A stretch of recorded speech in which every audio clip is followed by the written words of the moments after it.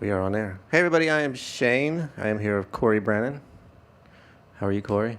I'm well. I'm sweaty, but I'm well. Yeah.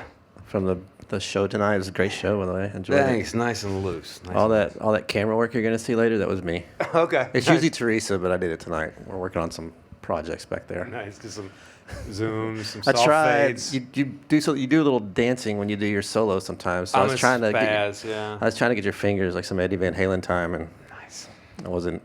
R.I.P. So, yeah, absolutely R.I.P. So I usually start these off with the history of the artist and us, and you have played here for about 5 or 6 years. Seems right. Yeah. Yeah, it's about your third or fourth time to play. Love this place. Well. Nice and chill. We love having you. There's nobody here anymore, but there were people here during these COVID times. We won't talk about the plague, as you like to call it. So we'll get right into these questions. All right. So what was the first record you purchased with your own money? The first record, it's easy. I can totally remember this because we went to the Southbrook Mall there in Memphis. I'm from. Oh yeah, you're from Memphis. That's right. Born in Memphis, raised in North Mississippi. But we went up to Memphis. Ooh, hello. Did I mess this up? No, there it is. So we went up to get Purple Rain. And so I was just like, I have to have it. And so I bought it on cassette, and I'm driving home in the van, and darling Nikki comes on, and my mama pops it out. And I was like, what? I was listening to that. What? You didn't even know what masturbation Didn't know was, what the hell was going on, And so, it was his 84, so I was 10. Yeah. And so then my dad had to steal it back from her like a week later and give it to me. Nice. He's like, he paid for it. Yeah. Well, that's a cool record. I've had a lot of not cool ones, like the third Smash Mouth record, which I didn't know they did more than one. Oh yeah, I bought plenty of not cool records in my time. But the first one, that's pretty impressive. It was really hard. I mean, you could have thrown a rock. It'd be hard to hit a bad record in '84. Yeah. I mean, that was the first year I bought, but Van Halen's 1984 was the first one I ever bought. Those some of the first three albums, that and Thriller, of course, and that was a hell of a year. Yeah, it was. It's not like a garbage that's out now. Just all these kids and their damn whatever their stuff is with their. They make it in 10 minutes and viral TikToks. They're dubstepping. So keep it on the first. What was the first concert? First concert was The Cult. Oh. Yeah, was that Sonic Temple? It was probably before that. It might have been Electric. Okay. And now this is the first concert that I bought tickets for. And right. I've probably seen Johnny Paycheck at the fair or something, No, I've always kind of quantify it by saying that's the first one you actually wanted to go to. Yeah. I saved up and bought the tickets. That's a good one. Mine was Whitesnake and Great White. That's solid. Well, I like Whitesnake. I like Whitesnake. Sans irony, I like Whitesnake. I did too. Put Whitesnake on. I don't care. It's good. Still a night. It's good. It's just good. So Sharon Osbourne called you. This is Cory. We're putting together an Ozfest for Americana, folk, whatever. It's funny. You want a category. I did a tour, the Country Throwdown tour, and it was the Warp Tour people, and they were going to do a Cooter tour. They were like, "Hey, this is going to be great. We're going to do, and you do the Bluebird stage, and we're going to have this and this and this and this." And I'm like, I just could have told them this is not going to work because they thought they were going to do it. Well, they thought they were going to do it like the Warp Tour, where the kids are going to be there. I'm like, these people are at work. I'm like, you got Friday night, Saturday day, and Sunday after church. That's when the rest of these people are at work. They were expecting it to be this week-long festival. So it never happened. It was they were scrambling. They had us playing USO bases and stuff, and we were like playing. They were scrambling because a lot of the shows got canceled because But then the weekends were huge. Played in Philly to like 32,000 people. You played in front of 32,000? Well, just the one song. I was on the Bluebird stage, like this sort of freak tent in the day. We were just sort of coming in and out. But Jamie Johnson felt bad for us in the freak tent, so he'd bring us out at different times to do songs with him. And I did Tennessee Whiskey with him, and in Philly. Nice. I think 2 people got stabbed that night. It was a good time. Well, the Americana people get out of control. Sorry, I got on the tangent. A lot of Budweiser. So she calls, and being as her husband is the Prince of Darkness, he can resurrect the dead. So who, living and dead, is your band? On this tour? So might as well get Randy. If Ozzy's going to be calling around, just go ahead and get Randy. Get on his good side. Good job. Keith Moon on the kit. Okay. I have a lot of Bonhams. I haven't had a Keith Moon yet. That's solid. Yeah, I think so. And you mentioned Tony Levin earlier. He played. Let's go ahead and get Tony. He Levin played here. Did he really? California Guitar Trio. Oh, nice. Yeah. Nice. You don't have to put Tony Levin in your band, but you No, can. you know what? Let's do it. All right. Because that's the wild card. If you got Keith Moon and Tony Levin, it's getting loose, Jack. Might as well get, let's go ahead and get Zappa on guitar. You can. It's your band. Yeah. No budget. Let's just get Beefheart to take the tickets at the door, and it's gonna be a night. So, do you have a favorite riff? Favorite riff? Yeah. Oh yeah. Let me see. Actually, I got that. You mentioned something about it when you were doing your riff. I was like, man, that's a good question. Yeah, I like riffs. I've been playing guitar since I was 13. Favorite riff? Yes, and it's so difficult. It's probably Cult of Personality, Living Color, because it's staggered and it goes in 5s and 7s. It's like so advanced, but it's still so immediately just. And then that crazy solo. Oh, it sounds like he's falling down the stairs. It's great. Nuts. Yeah, it's total like Coltrane almost on this guitar. I saw them pretty recently. Well, I guess right before COVID, they were still killing it. Rocking it. Yeah, and I saw them. He wasn't wearing the bodysuit though, which kind of bummed me out. The body glove suit. Yeah, it's a lot to pack in there. Yeah. I don't know. I mean, he's probably in much better shape than I am. I don't even know. I saw them with, it was such a weird double bill back in the day in Memphis, University of Memphis, the Violent Femmes in Living Color, like 94 maybe? Yeah.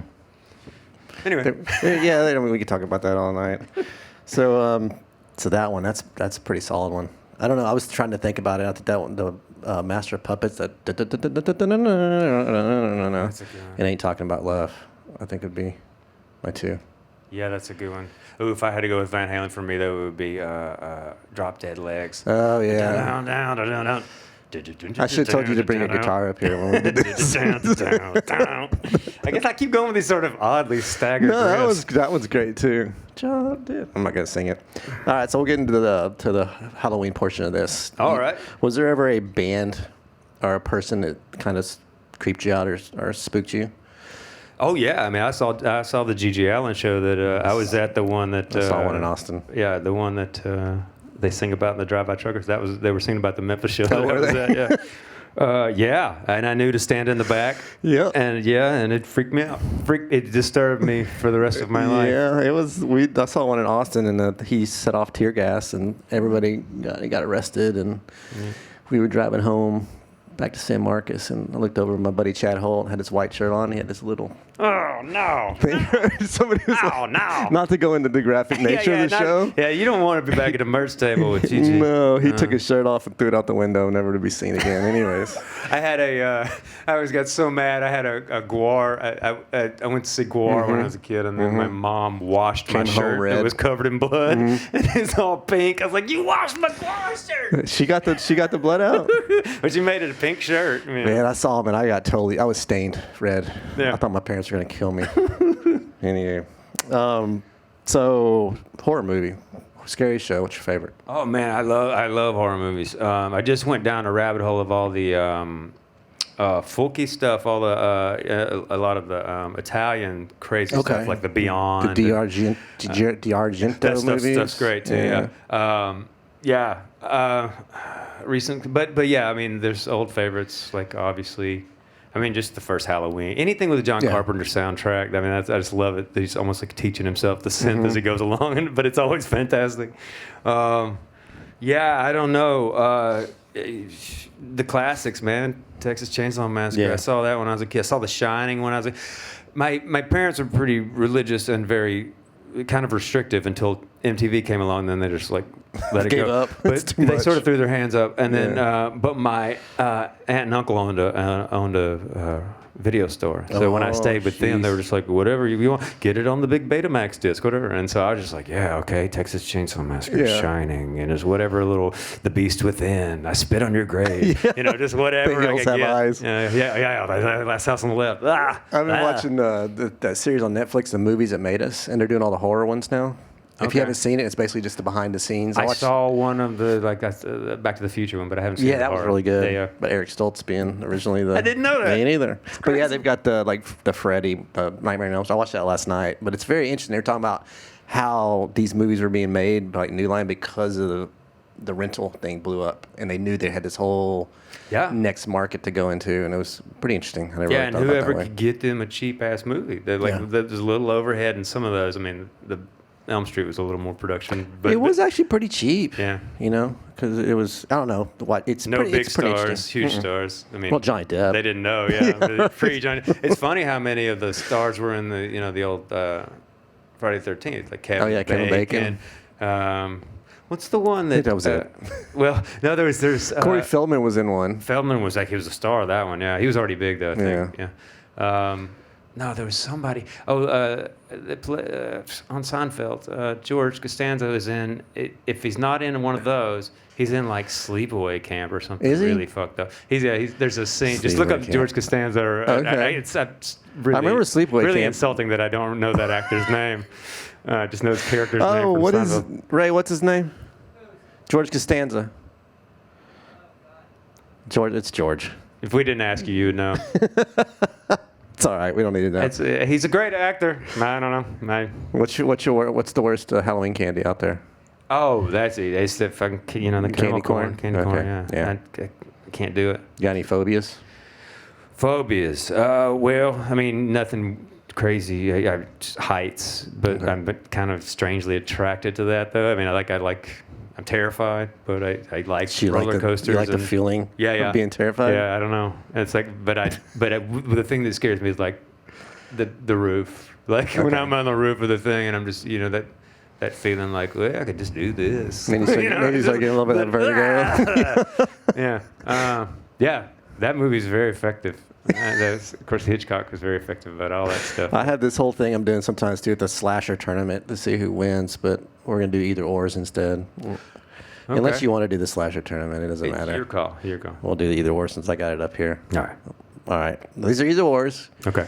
You don't have to, just because you say you like one doesn't mean you dislike the other. It's a preference. You don't have to answer them if you don't want to. No Some worries. people don't want I to have answer. lots of opinions.